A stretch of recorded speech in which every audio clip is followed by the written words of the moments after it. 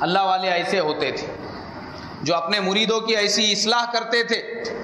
بزرگوں نے واقعہ لکھا ہے کہ حضرت شاہ یعقوب صاحب رحمۃ اللہ علیہ، محدث دہلوی، جو دہلی کے اندر، ابھی دیکھو یہ بھی کیسا خاندان تھا، ان کے والد تھے جو اپنے وقت کے بہت بڑے ولی کامل تھے، مجدد ان کو کہا جاتا ہے،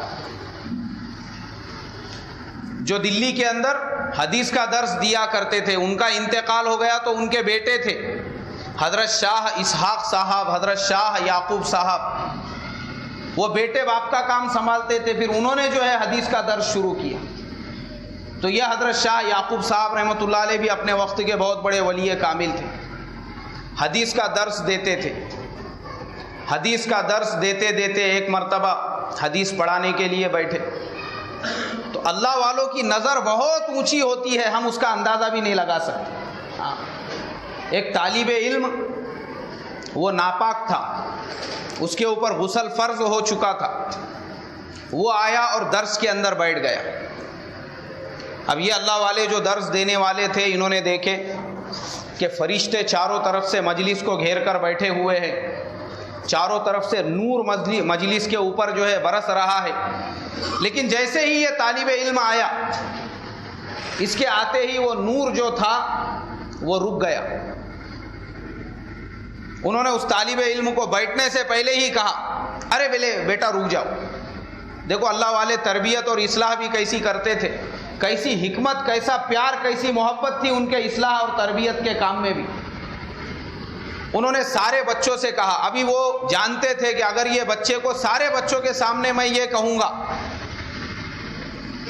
کہ بیٹے تو ناپاک ہے، شاید تو نے آج غسل نہیں کیا، تیرے کو رات میں احتلام ہو گیا تھا اور تو ویسی آ کے مجلس کے اندر بیٹھ رہا ہے، جا کے پہلے غسل کر، کپڑے بدل اور اس کے بعد درس میں آ کے بیٹھ۔ وہ سمجھ گئے کہ اگر میں ایسا کہوں گا تو بیچارہ سب کے سامنے شرمندہ ہوگا، شرمندگی ہوگی اس کو۔ اس لیے انہوں نے کیا کیا، سارے بچوں سے یہ کہا کہ بچوں آج ہمارا دل یہ چاہتا ہے کہ جمنا کی سیر کو نکلا جائے۔ دلی کے اندر جمنا ندی بہتی ہے بالکل جامع مسجد کے قریب سے۔ بچے تو بہت خوش ہو گئے، کیونکہ بچے لوگوں کو پکنک وغیرہ کے لیے اگر جانا ہے بولے تو خوشی ہوتی، ارے چلو اچھا ہے بولے آج گھوم کے آئیں گے جمنا میں۔ اب سب طالب علم پہنچے جمنا کے کنارے، حضرت نے بولے کہ جمنا کا پانی ماشاءاللہ اچھا بہہ رہا ہے، چلو اس میں تیریں گے، نہائیں گے۔ اب سارے بچے اس کے اندر نہانے لگے۔ اب وہ جو ناپاک بچہ تھا اس نے بھی اس کے اندر ڈبکی لگائی، وہ بھی نہانے لگا۔ اب جب وہ اس میں نہانے لگا تو نہاتے وقت میں اس کا غسل پورا ہو گیا، مکمل ہو گیا۔ اب وہ جو ناپاکی تھی وہ ناپاکی کیا ہو گئی، دور ہو گئی، اور اب وہ پاک ہو گیا۔ اب جیسے ہی وہ پاک ہو گیا، ان اللہ والوں نے کہا، بولے بچوں دیکھو اپنے پاس میں تھوڑا سا وقت باقی ہے، اس لیے ہم آج کے سبق کا نقصان نہیں کریں گے، چلو سارے بچے باہر نکل کے آ جاؤ اپنے اپنے کپڑے پہن کے، اب آج ہم سبق جو ہے یہیں پر تم کو پڑھائیں گے۔ اس کے بعد پھر سارے بچے بیٹھے، اور وہ جو ناپاک بچہ تھا اب وہ پاک ہو چکا تھا، وہ بھی آ کے درس میں شامل ہو گیا۔ اس کے بعد پھر آپ نے درس پڑھانا شروع کیا، اور اس دن کے سبق کا نقصان بھی نہیں ہوا، اور وہ بیچارہ جو عیب والا بچہ تھا اس کا عیب بھی ڈھکا رہا، کسی کے سامنے عیب بھی نہیں کھلا۔ اللہ والوں کا طریقہ یہ ہوتا تھا۔ اس طریقے سے اللہ والے لوگوں کی تعلیم فرماتے تھے، لوگوں کی تربیت فرماتے تھے۔ تو یہ تعلیم اور تربیت کا اثر ایسا ہوتا تھا کہ جن کی تعلیم اور جن کی تربیت فرماتے تھے وہ اپنے وقت کے ولی بنتے تھے۔ کیا بنتے تھے بھائی؟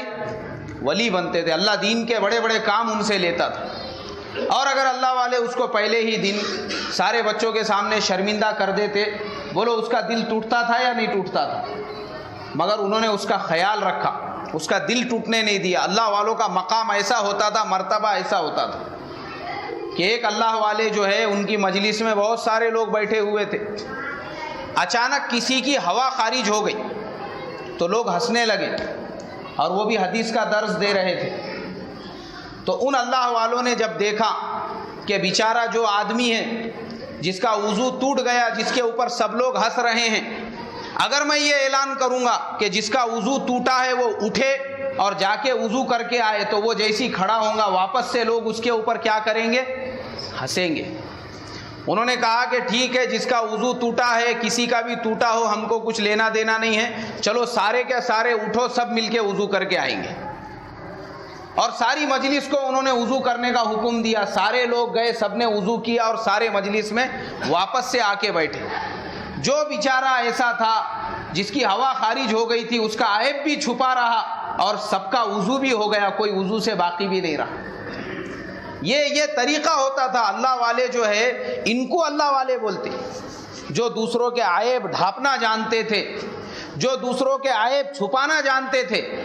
ہمارے زمانے میں تو مسلمانوں کا یہ حال ہو چکا ہے کہ کسی کے عیب پہ اگر پردہ بھی پڑا ہوا ہے تو آدمی اس کے عیب کو کھولنے میں اپنی شان سمجھتا ہے۔ جس کو نہیں معلوم ہے اس کو چائے پینے کو لے جائیں گا، بٹھائیں گا اور بولیں گا تیرے کو معلوم ہے کہ محلے میں کیا چل رہا تھا؟ کٹھو بھائی کا قصہ سنا کیا نہیں تو نے؟ کیا لپڑا کرے تھے انہوں نے؟ ارے نہیں بابا، میں تو صبح سے کام پہ گیا ہوا ہے۔ ارے پھر تو محلے میں رہتا کیا؟ کہاں رہتا تو؟